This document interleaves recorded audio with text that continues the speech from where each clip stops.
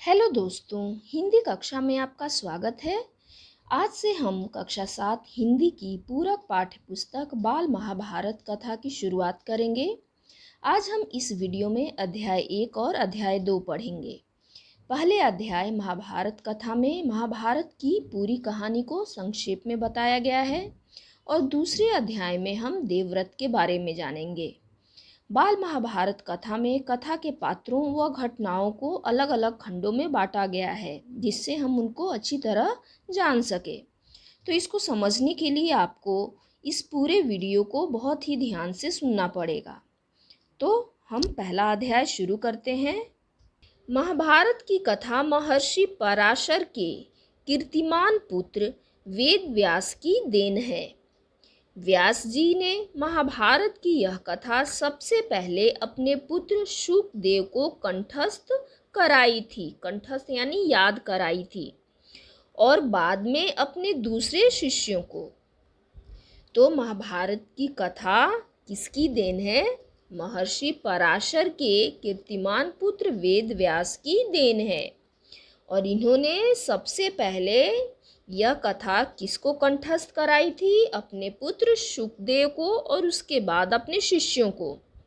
मानव जाति में महाभारत की कथा का प्रसार महर्षि वैशंपायन के द्वारा हुआ।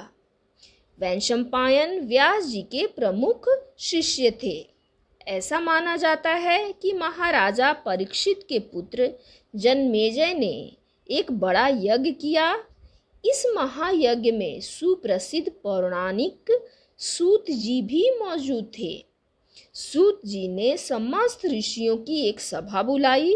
महर्षि शौनक इस सभा के अध्यक्ष हुए। सूत जी ने ऋषियों की सभा में महाभारत की कथा प्रारंभ की कि महाराजा शांतनु के बाद उनके पुत्र चित्रांगद हस्तिनापुर की गद्दी पर बैठे। उनकी अकाल मृत्यु हो जाने पर उनके भाई विचित्रवीर राजा हुए। उनके दो पुत्र हुए, धृतराष्ट्र और पांडु। बड़े बेटे धृतराष्ट्र जन्म से ही अंधे थे, इसलिए उस समय की नीति के अनुसार पांडु को गद्दी पर बैठाया गया। पांडु ने कई वर्षों तक राज्य किया। उनकी दो रानियां थीं, कुंती और माद्री। कुछ समय राज्य करने के बाद पांडु अपने किसी अपराध के प्रायश्चित के लिए तपस्या करने जंगल में गए। उनकी दोनों रानियां भी उनके साथ ही गईं।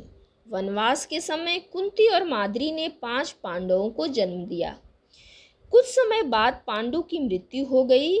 5 अनाथ बच्चों का वन के ऋषि मुनियों ने पालन पोषण किया और पढ़ाया लिखाया।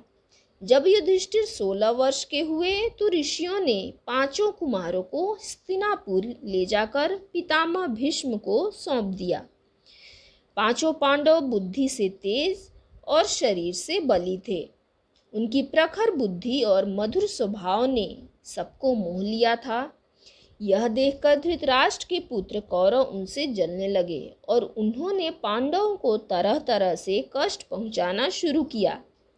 दिन पर दिन कौरवों और पांडवों के बीच वैर भाव बढ़ता गया, यानी उनकी आपसी लड़ाई बढ़ती गई।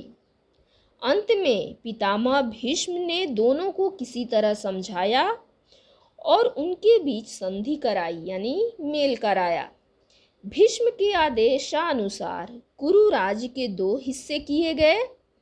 कौरव हस्तिनापुर में ही राज करते रहे और पांडवों को एक अलग राज्य दे दिया गया, जो आगे चलकर इंद्रप्रस्थ के नाम से मशहूर हुआ।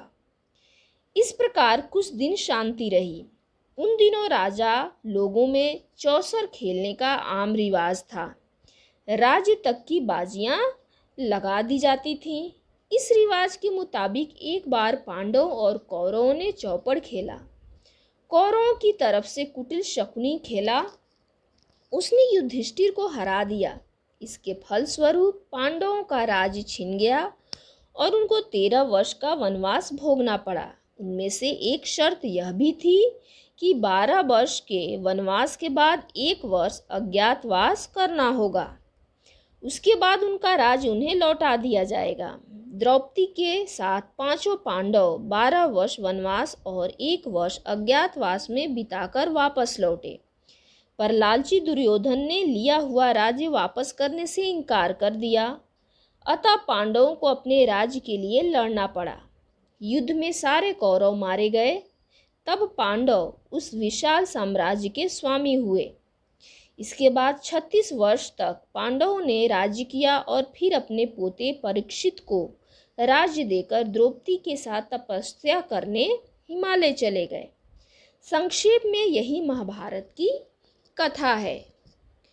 तो पहले अध्याय में हमने महाभारत कथा संक्षेप में पढ़ी और दूसरे अध्याय में हम किसके बारे में पढ़ेंगे? देवव्रत के बारे में। गंगा एक सुंदर युवती का रूप धारण किए नदी के तट पर खड़ी थी। उनके सौंदर्य और नव यौवन ने राजा शंतनु को मोह लिया था।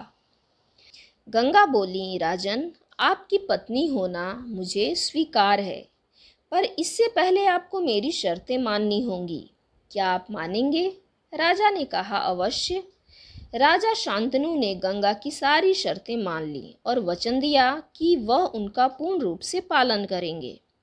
समय पाकर गंगा से शांतनु के कई तेजस्वी पुत्र हुए, परंतु गंगा ने उनको जीने नहीं दिया। बच्चे के पैदा होते ही वह उसे नदी की बहती हुई धारा में फेंक देती थी और फिर हंसती मुस्कुराती राजा शांतनु के महल में आ जाती थी। अज्ञात सुंदरी के इस व्यवहार से राजा शांतनु चकित रह जाते। उनके आश्चर्य और क्षोभ का पारावार न रहता। शांतनु वचन दे चुके थे, इस कारण मन मसोस कर रह जाते थे।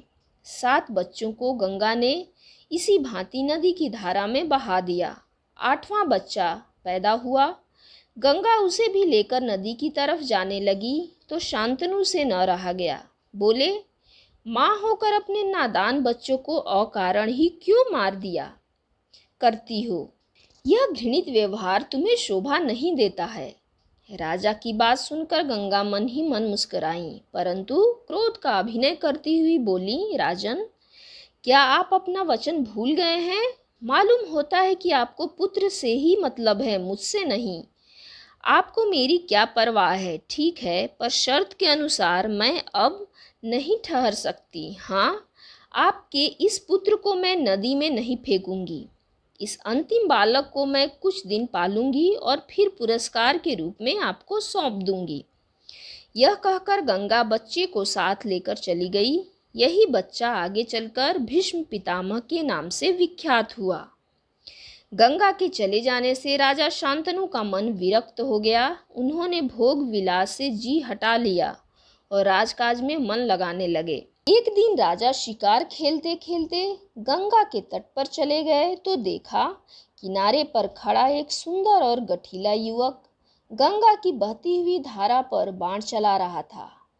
बाणों की बौछार से गंगा की प्रचंड धारा एकदम रुकी हुई थी। यह दृश्य देखकर शांतनु दंग रह गए। इतने में ही राजा के सामने स्वयं गंगा आकर उपस्थित हो गई। गंगा ने युवक को अपने पास बुलाया और राजा से बोली, राजन, पहचाना मुझे और इस युवक को? यही आपका और मेरा 8वां पुत्र देवव्रत है। महर्षि वशिष्ठ ने इसे शिक्षा दी है। शास्त्र ज्ञान में शुक्राचार्य और रण कौशल में परशुराम ही इसका मुकाबला कर सकते हैं। यह जितना कुशल योद्धा है उतना ही चतुर राजनीतिज्ञ भी है। आपका पुत्र मैं आपको सौंप रही हूँ। अब ले जाइए इसे अपने साथ। गंगा ने देवव्रत का माथा चूमा और आशीर्वाद देकर राजा के साथ उसे विदा कर दिया। तो देवव्रत कौन थे? देवव्रत गंगा और शांतनु के पुत्र थे, जिनको हम भीष्म पितामह के भी नाम से जानते हैं। तो इसके साथ ही यह वीडियो समाप्त होता है। अगले वीडियो में हम फिर मिलेंगे। धन्यवाद।